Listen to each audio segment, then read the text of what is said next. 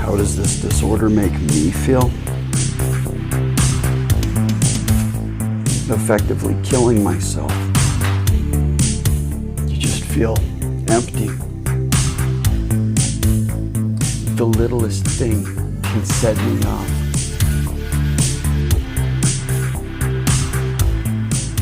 Rarely in control.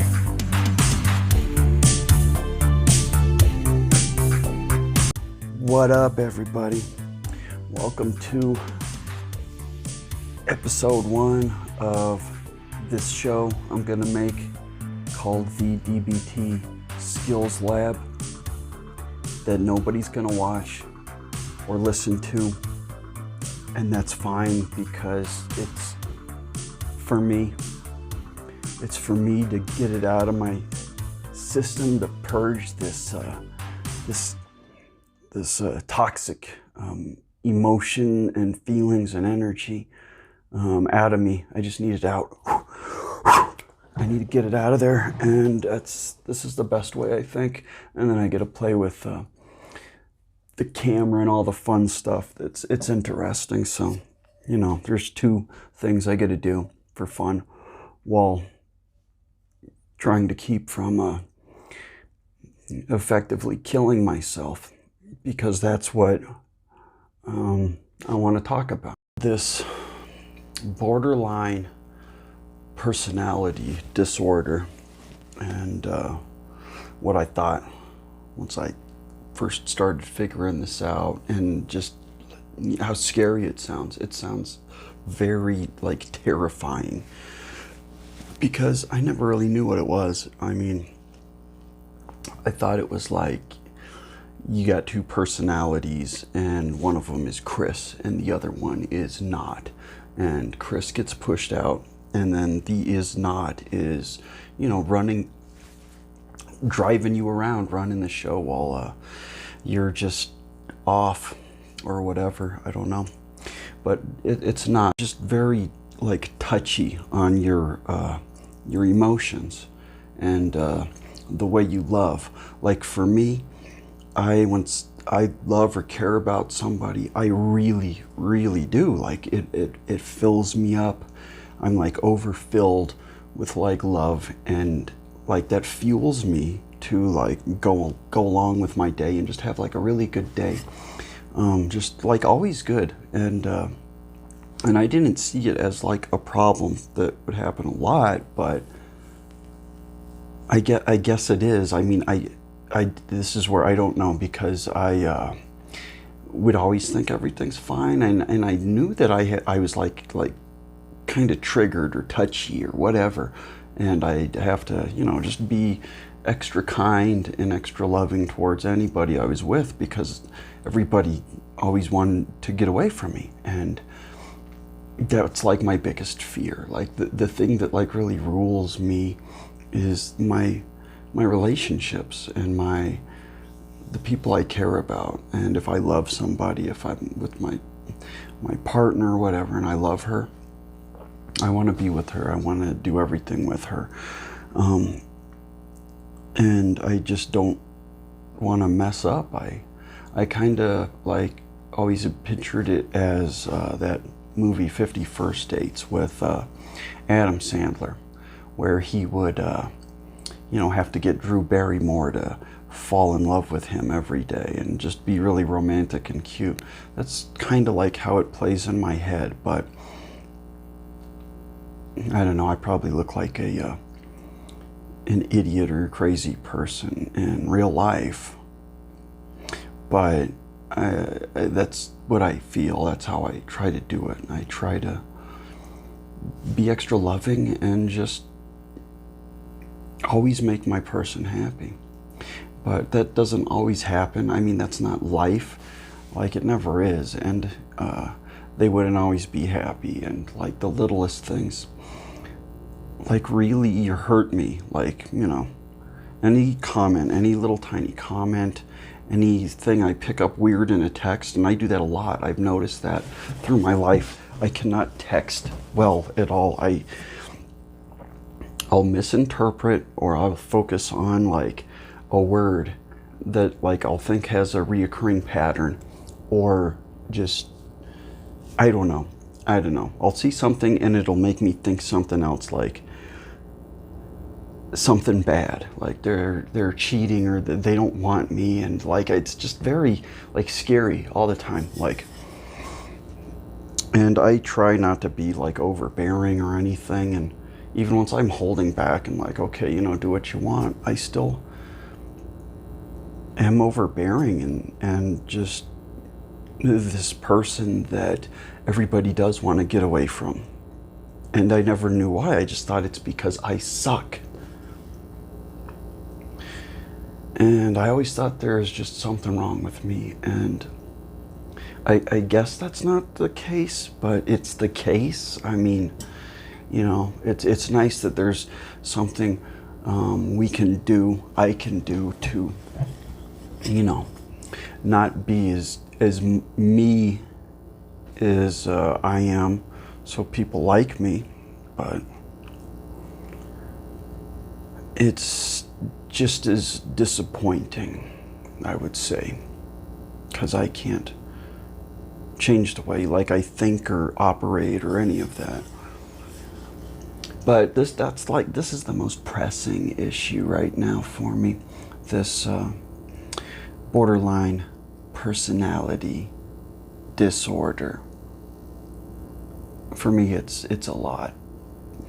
But that's why I want to take you with me on this journey, and I'm gonna start figuring this out, and I'm gonna record it so you can see me figure it out, see if I do figure it out or if I don't, and I hope I do, because the percentile from what I'm reading for us that don't, it kinda, I watched a lot of videos on this once I found out and started thinking like, this might be what I have, this might be the thing. And all of the videos, like, these people were talking just like this, but more like in an interview setting, more like something else. And they were talking to these reporters or I don't know. They were talking to them, and all of them, all like different videos, different clips, different time periods, like they were all saying about how, they really care about somebody and they don't ever think they fit in. They don't ever think they matter. They don't exist.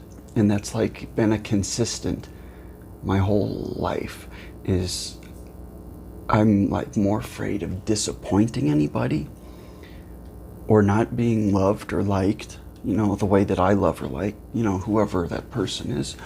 And it's like devastating. Like, I'm super emotional. I just can't stop. Like, I thought it was from like some kind of PTSD or something, from some other trauma in my life. But I'd just like be crying and weeping for like no reason. Like, in my head, it was the biggest reason ever, and my heart just felt so heavy, like it was just sinking through the bottom of my stomach, and like I was gonna shit it out. And it feels terrible. And like, even once I'm talking about it now, it makes me feel it again, and it feels fucking terrible. And everybody in those videos, I know they were feeling the same way. Like this guy, he was saying about how he, never had any like indication or anything to hurt himself. And like, just more and more, the more and more he went through life, like he's like, yeah, man, it'd be better if I was, not here or something. And another lady said the same thing, like that she was really, pleased and happy with herself. But over time, they started cutting. And I don't cut. I'm not a cutter. I don't think that, I got a lot of tattoos. I don't know if that's similar, but this lady just kept cutting and cutting and drinking and drinking. And the guy would drug and drink. And they all get to a point where they start thinking and acting out and like giving threats of suicide. They all start with thinking about it and giving a threat. And if they're like me, they don't really mean it, like, I'd never kill myself. And they don't mean it, but they're putting it out there to try and, like, manipulate or scare their person to come back or to love them or to do whatever. And I know that's what it is. They're just scared. And they're trying to do anything to get their person to stay with them and to love them.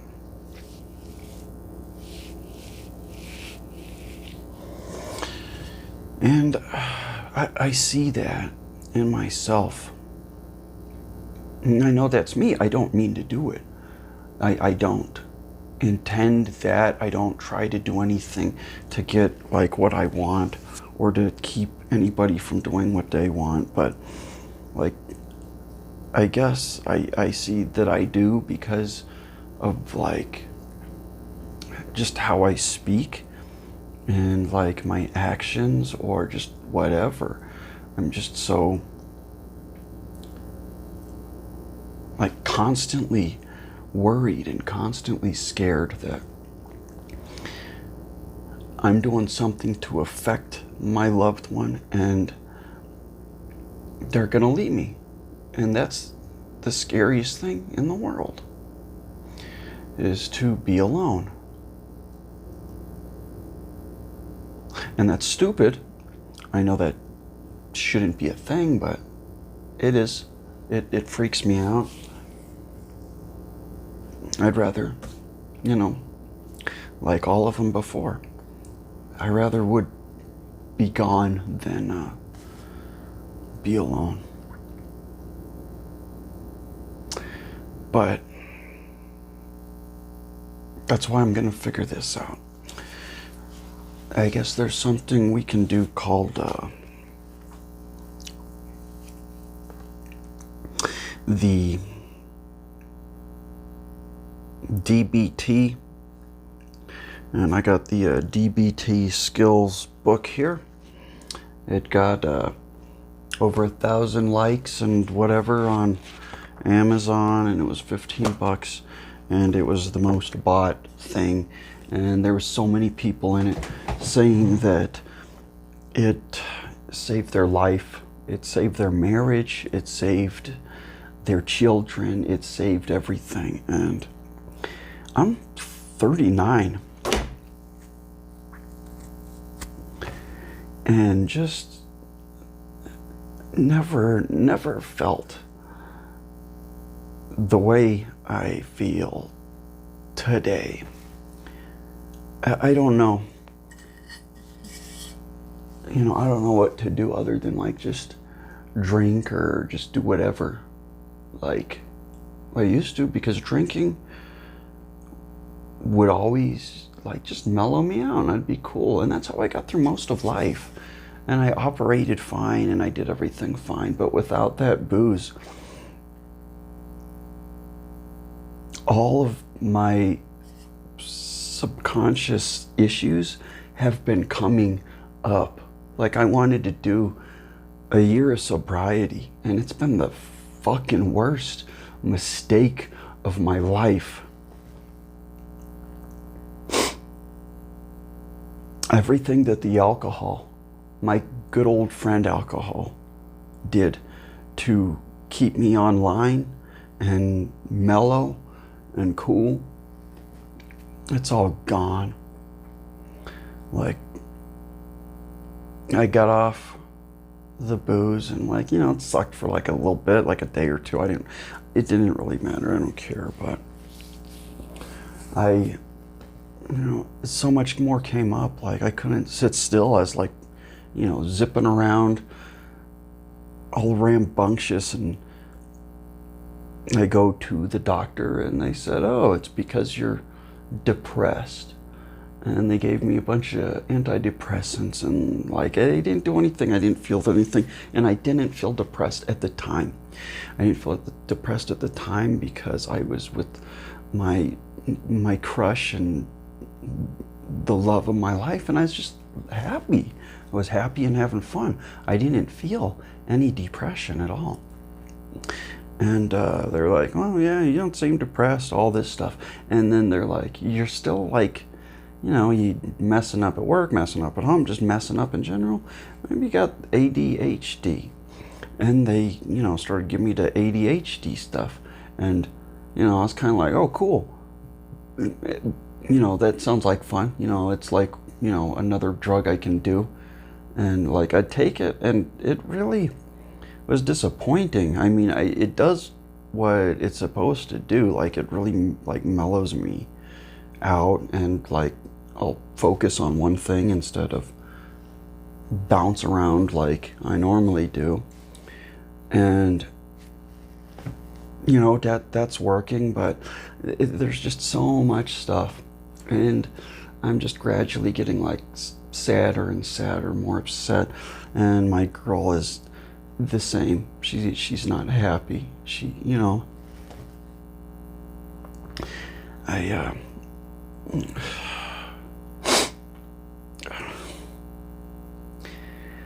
I just look at her face sometimes, and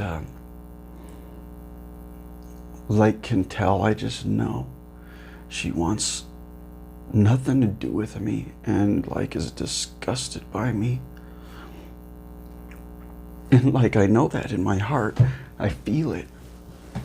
And then I can't look and make eye contact. I can't communicate. I just start crumbling. And it's not even true. Like, it's not even true. It's just me and what's going on in my head.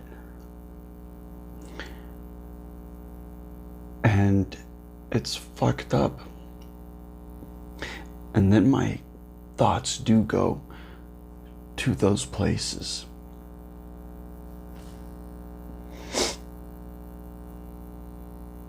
I don't want that to be me. I've never done it because I couldn't do that to my mom,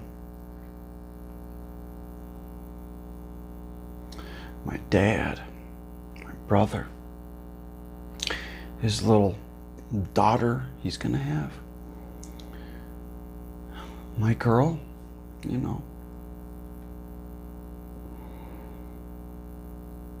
anybody. But I do wish it.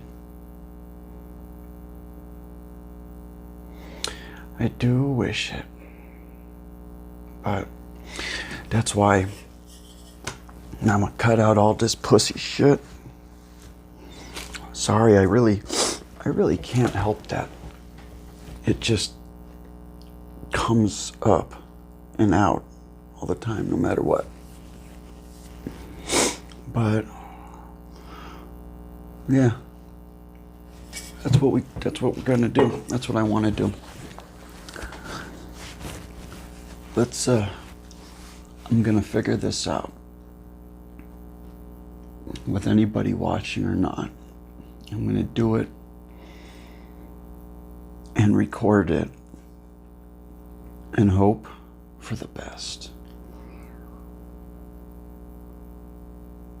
And there's like a lot of good stuff that can help. And it also looks that there's a lot of stuff I used to do in my past that is right along the lines, like mindfulness is something. Like, that's just meditating and stuff I used to do. Guess we're gonna do it again. Well, if anybody came to watch, thanks. Come back. Don't. Doesn't matter. Oh, all right. I'm gonna read this book. Go to bed. Get ready for work.